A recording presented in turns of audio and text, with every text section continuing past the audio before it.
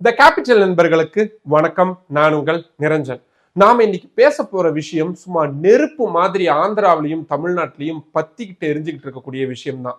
தமிழ்நாட்டுல விஜய் கட்சி ஆரம்பிச்சு வெறும் 3 வருஷத்துல தேர்தலை சந்திச்சு இன்னைக்கு முதலமைச்சர் நாற்காலியிலையும் உட்கார்ந்துட்டாரு. தமிழ்நாடே விஜய் விஜய் அப்படின்னு தான் பேசிக்கிட்டு இருக்கு. ஆனா இந்த வெற்றியுடைய அதிர்வலைகள் பக்கத்து மாநிலமா இருக்கக்கூடிய ஆந்திராவில் இருக்கக்கூடிய பவர் ஸ்டார் பவன் கல்யாணுக்கு பெரிய அளவுல பாதிப்பு அப்படின்றத கொடுத்திருக்கு. அவருடைய ரசிகர்களும் சரி, ஜனசேனா கட்சியுடைய தொண்டர்களும் சரி, இப்பவே அவங்க தலைவர்கிட்ட ஒரு கேள்விய கேட்க ஆரம்பிச்சுட்டாங்க. தலைவா, விஜய் கட்சி ஆரம்பிச்சு 3 வருஷத்துல சிஎம் சீட்ல போய் உட்காந்துட்டாரு. நாம கட்சி ஆரம்பிச்சு 10 வருஷத்துக்கு மேல ஆகுது, இன்னும் முக்கிக்கிட்டு தான் இருக்கிறோம். நாம ஏன் இன்னும் தனியா ஆட்சியை பிடிக்க முடியாத ஒரு சூழல்ல இருக்கிறோம்? நம்ம ஏன் மற்றவங்க கூட கூட்டணி வச்சு அவங்கள ஜெயிக்க வைக்கணும்? நம்ம ஏன் டெபுட்டி சிஎம்மாவே சுருங்கி இருக்கணும்? நம்ம உடனே பிச்சுக்கிட்டு வெளியே வந்து நீங்க சிஎம் ஆகணும், அதை நாங்க பார்க்கணும் அப்படின்னு ரொம்ப ஆக்ரோஷமா பேச தொடங்கி இருக்கிறாங்க சமூக வலைதளங்கள்ல. விஜய்க்கு விழுந்து விழுந்து வாழ்த்து சொல்லிக்கிட்டு இருந்த பவன் கல்யாணுக்கு இந்த கேள்வி மிகப்பெரிய சங்கடத்தை ஏற்படுத்தி இருக்கு. விஜயால முடிஞ்சது ஏன் பவன் கல்யாணால பண்ண முடியல? இவங்க 2 பேருடைய சினிமா மற்றும் அரசியல் பின்னணி என்ன? இதை பத்தி தான் இந்த வீடியோல நம்ம இன்னைக்கு கொஞ்சம் டீட்டெயில்டா அனலைஸ் பண்ணி பார்க்க போறோம். அதுக்கு முன்னாடி நம்ம சேனல் இன்னும் நிறைய பேர் சப்ஸ்கிரைப் பண்ணாம பார்த்துக்கிட்டு இருக்கீங்க. உங்களுக்கே தெரியும், உங்களுடைய ஆதரவை நம்பி மட்டும்தான் டெல்லியில இருந்து இயங்கக்கூடிய முதல் தமிழ் யூடியூப் சேனல் நடத்திட்டு இருக்கேன். இப்போ இந்த மாதிரியான ரொம்ப ரொம்ப முக்கியமான இன்ஃபர்மேஷன்ஸ் உங்களுக்கு உடனுக்குடன் வந்து சேரணும் அப்படின்னா நம்ம சேனலை சப்ஸ்கிரைப் பண்ணிக்கோங்க. வாங்க இப்ப வீடியோக்குள்ள போலாம். விஜய் மற்றும் பவன் கல்யாண், முதல்ல இவங்க 2 பேருடைய சினிமா மாஸ் என்ன, இவங்க எப்படி அரசியலுக்கு வந்தாங்க அப்படின்றத பார்த்திடலாம்.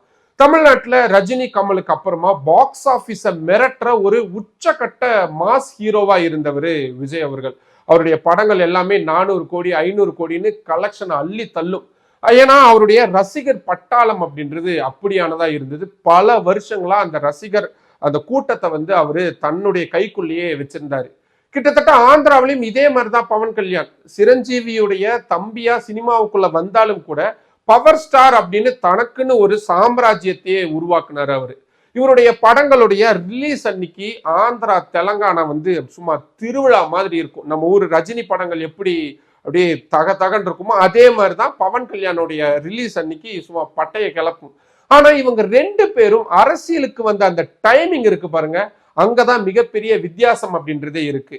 விஜய் சினிமாவில் அவருடைய பீக் டைம்ல, அதாவது அவருடைய படங்கள் பயங்கரமா பிசினஸ் பண்ணிக்கிட்டு இருந்த நேரத்துல இனிமே எனக்கு சினிமாவே வேணாம், முழு நேர அரசியல் தான் அப்படின்னு முடிவெடுத்து வந்தாரு. சினிமா லைஃப அப்படியே அப்ரூட்டா கட் பண்ணிட்டு நேரா அரசியலுக்கு குதிச்சாரு. ஆனா பவன் கல்யாண் அப்படி பண்ணவே இல்லை. 2014 ஜனசேனா கட்சி அப்படின்றத ஆரம்பிச்சாரு. ஆனா சினிமாவில் நடிச்சுக்கிட்டே பார்ட் டைம் பாலிடிக்ஸ் தான் அவரு பண்ணிக்கிட்டு இருந்தார். இந்த விமர்சனம் ஆரம்பத்திலிருந்தே அவர் மேல இருந்துகிட்டே இருந்தது. தேர்தல் வரும்போது மட்டும் ஆக்டிவ் ஆவாரு, அதுக்கப்புறமா படம் நடிக்க போயிடுவாரு அப்படின்றதுதான் அவரை எதிர்க்கக்கூடியவங்க அவர் மேல வைக்கக்கூடிய மிக முக்கியமான விமர்சனங்களா இருந்துகிட்டே இருந்தது. இதுதான் இவங்க 2 பேருக்கும் இடையில இருக்கக்கூடிய ரொம்ப ரொம்ப பேசிக்கான டிஃபரன்ஸ். சரி, இப்ப எல்லாரும் கேட்கக்கூடிய ஒரு கேள்வி, விஜயால எப்படி 3 வருஷத்துல ஆட்சியை பிடிக்க முடிஞ்சது அப்படின்றதுதான். தமிழ்நாட்டுடைய அரசியல் களம் எப்பவுமே ஒரு மாஸ் லீடருடைய கீழே தான் இயங்கிக்கிட்டு இருந்துச்சு. அறிஞர் அண்ணா தொடங்கி அதுக்கப்புறம் கலைஞர், எம்ஜிஆர், ஜெயலலிதா அப்படின்னு யார் யாரெல்லாம் அந்த மாஸ் லீடர்ஸா இருக்கிறாங்களோ அந்த அவங்களுடைய கட்டமைப்பு கீழே அந்த ஆட்சி அதிகாரம் அப்படின்றது இருந்துகிட்டே இருந்துச்சு. மாறி மாறி வந்தாலும் சரி, இந்த மாஸ் லீடருடைய அந்த இருப்பு அப்படின்றது மட்டும் மாறாம இருந்துகிட்டே இருந்தது. இது கலைஞர் மற்றும் ஜெயலலிதா அவங்களுடைய மறைவுக்கு அப்புறமா ஒரு பெரிய அரசியல் வெற்றிடம் அப்படின்றது உருவாச்சு. அப்போ எடப்பாடி பழனிசாமி அவர்கள் தமிழ்நாடு முதல்வரா இருந்தாலும் கூட அவரை ஒரு மாஸ் லீடரா யாரும் ஏத்துக்காத சூழல் இருந்தாங்க. அதே மாதிரி மு.க. ஸ்டாலின் அவர்கள் அதுக்கு முன்னாடி டெபுட்டி சிஎம் அந்த மாதிரியான போஸ்டிங்லாம் இருந்தாலும் கூட அவரை நிரூபிக்கிறதுக்கான எந்த ஒரு இடமும் இல்லாததுனால ஒரு வெற்றிடம் அப்படின்றது ஆப்வியஸ்லி இருந்துகிட்டே தான் இருந்தது. ஒரு கட்டத்துக்கு அப்புறமா இவங்க 2 பேரும் அதை ஓரளவுக்கு டேலி பண்ண பார்த்தாங்க அப்படின்னாலும் கூட முழுமையா அது நிறைவேறாம இருந்தது. அதை நிரப்புறதுக்கு தான் ரஜினிகாந்த் வருவாரு, கமல் வருவாரு அப்படின்னு மக்கள் எதிர்பார்த்துக்கிட்டு இருந்தாங்க. ரஜினி கடைசி வரைக்கும் வரவே இல்லை. கமல் வந்தாரு, ஆனாலும் கூட அவரால் ஒரு பெரிய அலைய உருவாக்க முடியாமையே போயிருச்சு. இந்த இடத்துலதான் விஜய் ரொம்ப நுணுக்கமா ஒரு காய் நகர்த்தல்கள் அப்படின்றத பண்ணாரு. ரொம்ப நிதானமா அவரு செயல்பட்டு இருந்தாரு. அவருடைய விஜய் மக்கள் இயக்கம் மூலமா பல வருஷமா கிரவுண்ட் ஒர்க் அப்படின்றத பண்ணிக்கிட்டே இருந்தாரு. ஏழை குழந்தைகளை படிக்க வைக்கிறது, அது மட்டும் இல்லாம கண் சிகிச்சை வழங்குறது, ரத்த தானம் வழங்குறது, 10th மற்றும் +2 மாணவ மாணவிகளுக்கு விருது கொடுக்கறது அப்படின்னு கொஞ்சம் கொஞ்சமா அவங்களுடைய அரசியல் ஸ்கேல் அப்படின்றத எக்ஸ்பேண்ட் பண்ணிக்கிட்டே இருந்தாங்க. குறிப்பா தமிழ்நாடு உள்ளாட்சி தேர்தலில் அவங்க நிறைய இடங்கள்ல போட்டியிட்டு கவுன்சிலர் மாதிரியான முக்கியமான இடங்கள் எல்லாத்தையுமே அவங்க பிடிச்சிருந்தாங்க. இது ரொம்ப சைலண்டா ரெடி பண்ணப்பட்ட அவங்களுடைய அந்த பேஸ்மெண்டா தான் பார்க்கப்பட்டது. கட்சி ஆரம்பிச்ச உடனேயே முதல் மாநாட்டிலேயே அவருடைய கொள்கை என்ன, எதிரி யாரு அப்படின்னு ஓப்பனாவே டிக்ளேர் பண்ணியிருந்தாரு. நாங்க யாருக்கும் பி டீம் எல்லாம் கிடையாது, நாங்க தான் இங்க மெயின் டீம் அப்படின்னு அந்த களம் அப்படின்றத அவரு செட் பண்ணியிருந்தாரு. தமிழ்நாட்டு மக்களுக்கு எப்பவுமே ஒரு மாற்று சக்தி வேணும் அப்படின்னு எதிர்பார்த்துட்டு இருந்த சூழல்ல விஜயுடைய அந்த மாசு, அவருடைய அந்த ஸ்ட்ரைட் ஃபார்வர்டான அப்ரோச், இது எல்லாமே மக்களுக்கு பிடிச்சிருந்தது. ஆப்வியஸ்லி அவரை இப்போ சிஎம்மாவும் ஆக்கிட்டாங்க. இப்போ பவன் கல்யாணோட சைடை கொஞ்சம் பார்ப்போம். அவரும் பாவம் 10 வருஷமா ரத்தம் சிந்தி உழைச்சிக்கிட்டே தான் இருக்கிறாரு. கார் மேல போவாரு, குரலி வெத்து எல்லாத்தையும் காட்டிக்கிட்டே தான் இருக்கிறாரு. ஆனா அவரால் தனிச்சு நின்று விஜய் மாதிரி ஒரு மேஜிக் அப்படின்றத பண்ணவே முடியல. இதுக்கு மிக முக்கியமான 3 காரணங்கள் அப்படின்றது இருக்கு. முதல் காரணம் ஆந்திராவுடைய சாதிய அரசியல், caste politics of Andhra Pradesh. Andhra அரசியலை கவனிச்சீங்கன்னா அங்க கம்மா, ரெட்டி இந்த 2 கம்யூனிட்டியுடைய ஆதிக்கம் அப்படின்றது ரொம்ப ரொம்ப அதிகமா இருக்கும். பவன் கல்யாணை பொறுத்த வரைக்கும் காப்பு சமூகத்தை சேர்ந்தவரா இருக்கிறாரு. ஆந்திராவில் இந்த காப்பு சமூகத்தை சேர்ந்தவங்க எண்ணிக்கையில அதிக அளவுல இருந்தாலும் அவங்க எல்லாருமே அங்கங்க சிதறி இருக்கிறாங்க. அதனால எல்லாரும் ஒன்னா சேர்ந்து பவன் கல்யாணுக்கு ஓட்டு போடுறதுக்கான வாய்ப்பு அப்படின்றது ரொம்ப ரொம்ப குறைவா இருந்தது. அது மட்டும் இல்லாம பவன் கல்யாண் ஆரம்பத்திலிருந்தே நான் சாதி அரசியல் பண்ண மாட்டேன் அப்படின்னு அவரு சொல்லிக்கிட்டே இருக்கிறாரு. ஆனா அவருடைய கட்சி காப்பு சமூக கட்சி அப்படின்ற ஒரு முத்திரையோட தான் பார்க்கப்படுது. ஏன்னா அவருடைய கட்சியில் இருக்கக்கூடிய முக்கிய பொறுப்பாளர்கள், அவங்க எடுக்கக்கூடிய அந்த பொலிட்டிக்கல் ஸ்டாண்ட், இது எல்லாமே அவங்களுடைய சமூக கட்டமைப்புக்கு ஏத்த மாதிரியே தான் இருந்துகிட்டு இருந்துச்சு. தமிழ்நாட்டில் இருக்கிற மாதிரி சாதிக்கு அப்பாற்பட்டு ஒரு மாஸ் ஓட்டு வங்கி அப்படின்றது பவன் கல்யாணுக்கு ஆந்திராவில் முழுசா செட் ஆகவே இல்லை.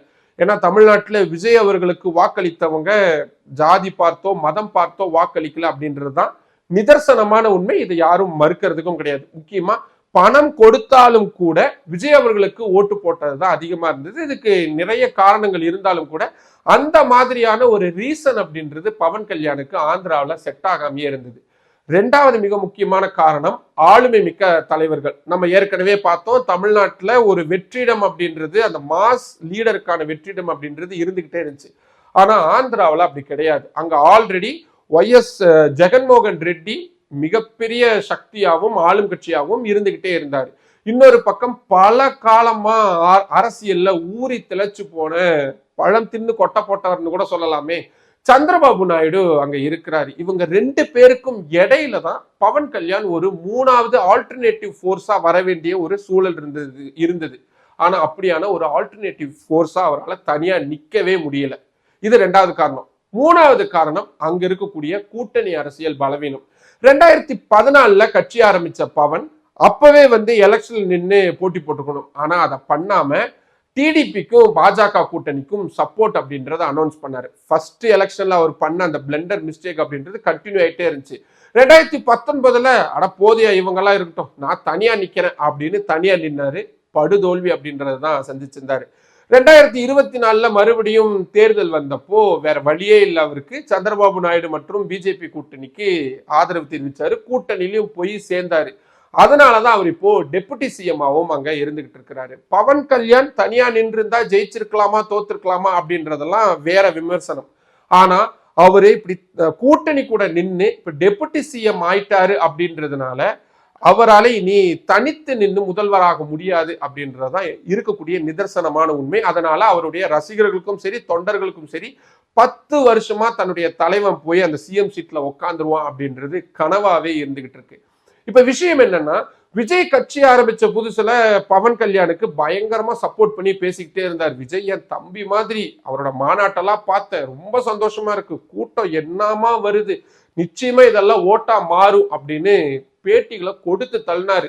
தமிழ்நாட்டு ஊடகங்களை வாண்டடா வரவழைச்சு விஜய வானலாவில் அளவுல புகழ்ந்து தள்ளினாரு. யாருங்க சொன்னா சினிமாக்காரன் வந்தா நாடு நல்லா இருக்காதுன்னு? எங்க ஊர்ல எடுத்துக்கோங்க, கர்நாடகாவில் எடுத்துக்கோங்க, தமிழ்நாட்டில் எடுத்துக்கோங்க, எல்லா ஊர்லயும் நடிகர்கள் ஆண்டிருக்கிறாங்க, நல்ல முறையில தான் இந்த மாநிலங்கள் இருக்கு அப்படின்னு விஜய்க்கு வக்காலத்து வாங்கிக்கிட்டே இருந்தாரு.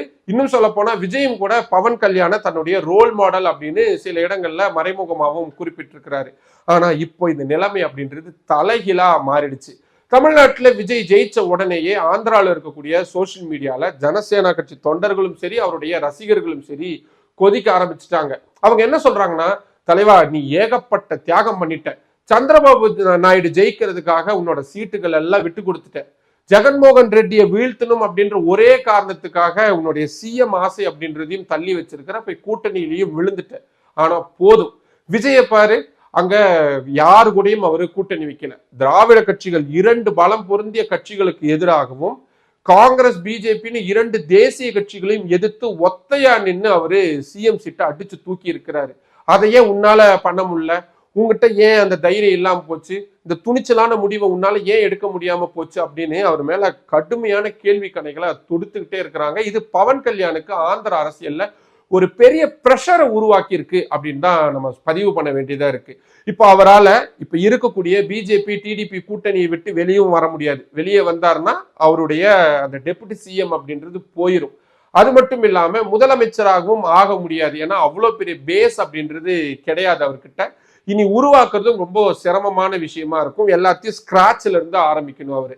இப்போ தம்பியா பார்த்த விஜயுடைய வெற்றி ஒரு அண்ணனா பவன் கல்யாணுக்கு ஒரு பெரிய தர்ம சங்கடத்தை கொடுத்திருக்கு அப்படின்றதுதான் நிதர்சனமான உண்மையா இருக்கு. சுருக்கமா சொல்லணும்னா சினிமாவில் 2 பேருமே மாஸ் ஹீரோஸ், மாற்று கருத்தே இல்லை.